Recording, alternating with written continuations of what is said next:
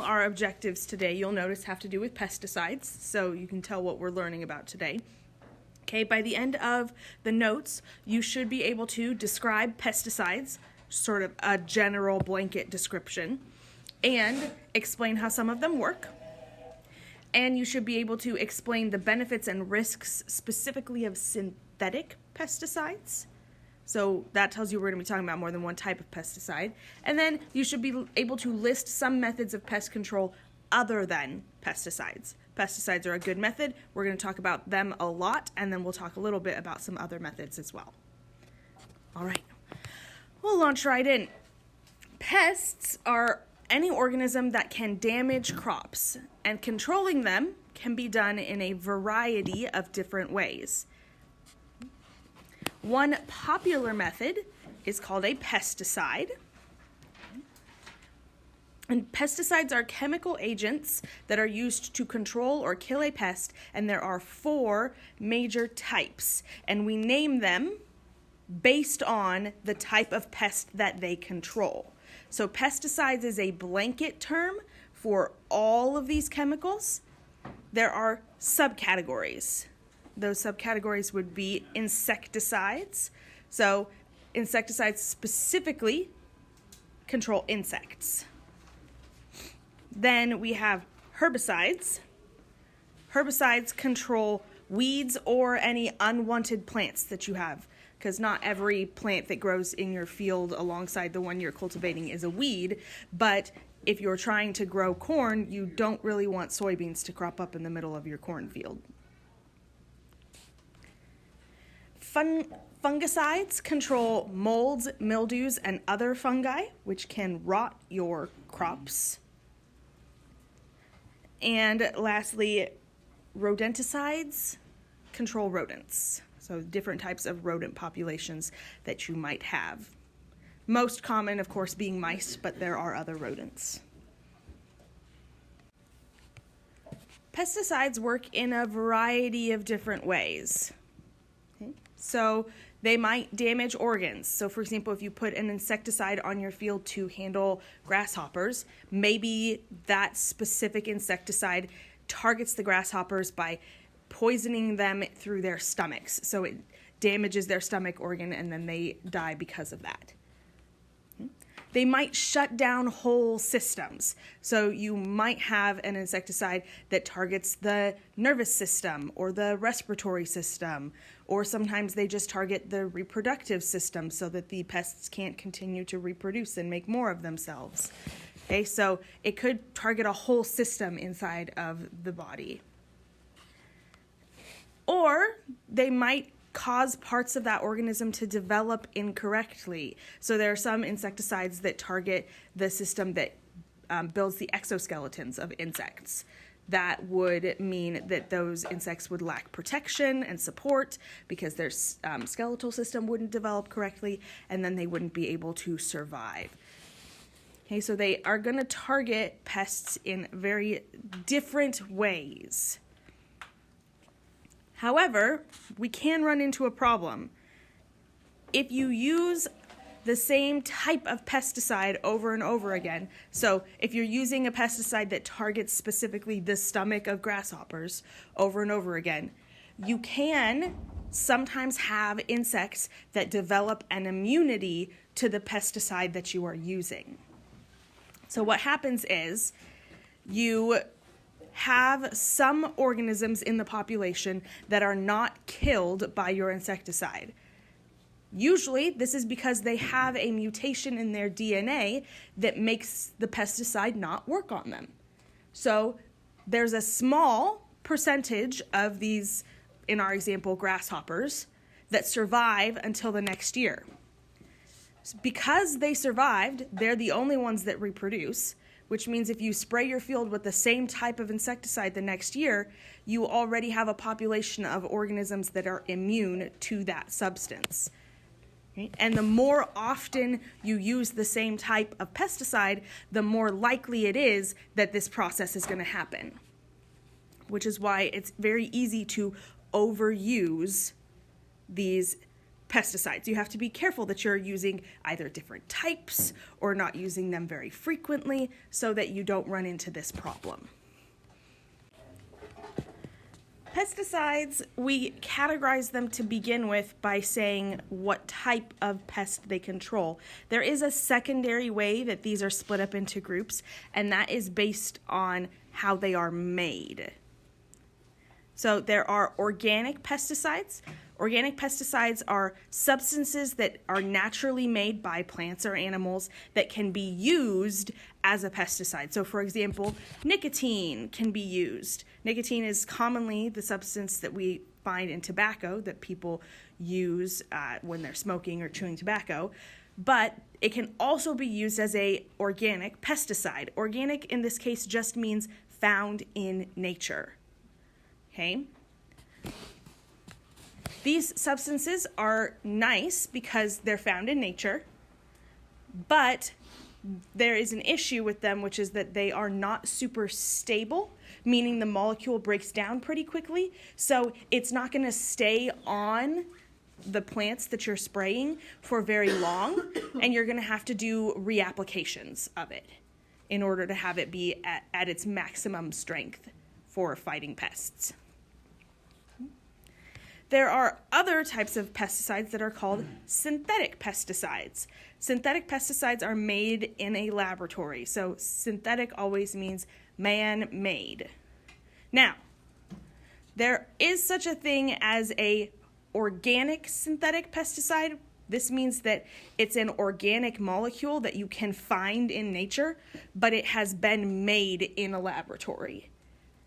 So they didn't extract it from a plant, they actually synthesized it in a lab, but you could get it from natural sources. So you may sometimes hear pesticides labeled as organic synthetic.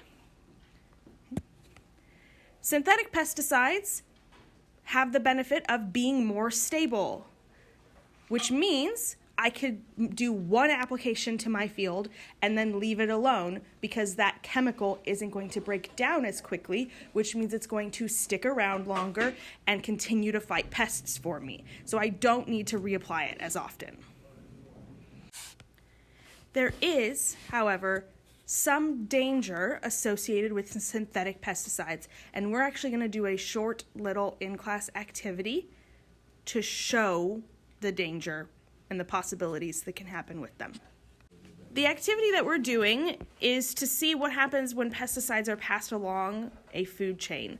So you're going to work as an entire class to complete this activity, okay? What's going to happen is I'm going to pass out some paper animals. There's 6 of you who are going to get an insect. 1 of you that's going to get, 2 of you that are going to get frogs. And then 1 of you, or maybe me or Mrs. Eggerling if we need to, who's going to get a hawk. Okay? So let's start by doing that. Let's see. I'll give you an insect. Give you an insect.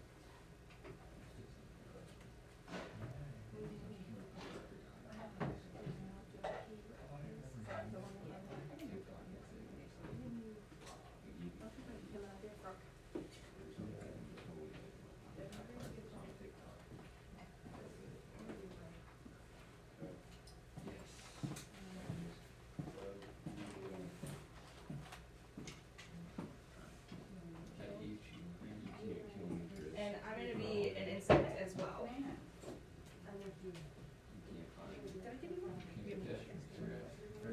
And Alex is gone today. I'm going to have you also just hold an insect because Alex is gone. Yeah, that's fine. I'm going to get work.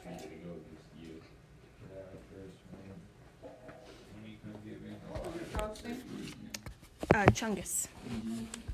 Okay, now that everybody has their insects, each student that has a frog needs to go capture 3 insects. So you need to find 3 people that have an insect, and you need to eat them by taping the insect to your frog card. Okay, there's tape up at the front of the room. Then, after that all finishes, our hawk needs to capture and eat at least one frog, multiple if it can. Again, tape your frogs to your hawk card. Let's get the hawk card and the remaining frog card back here at the desk, and why doesn't everybody come and take a look at them real quick while we talk about this lab. Okay, so we're going to set them over here. You can see them. Okay. That frog is going to be eating the hawk. Where's our other frog? Over there. Ah, yes. Right here. Perfect. Okay. So, you will notice that some of these insects have red dots on them, right? These insects represent insects that had eaten wheat that had been sprayed with a stable synthetic pesticide. So, when they consumed it, it stayed in their bodies, and then when they were consumed by other organisms, they transferred it on to them. Now, obviously, the ants were not harmed by the pesticide because they survived, right? So what I want you to think about now, and I want you to brainstorm some answers to these questions, okay? How did the total amount of pesticides in the animals' bodies change as we went up the food chain? Okay, so what was happening to the amount of pesticide in their body? It was decreasing. And how could a compound that was harmless to plants turn out to be harmful to other organisms later on? And lastly, how could this accumulation be stopped? So think about those questions for a minute. That's exactly one of the difficulties, is that these organisms can't look at the insects and tell that they've got a pesticide in their systems, right? So what did we notice? The ants compared to the frog, how much pesticide was in them? A lot.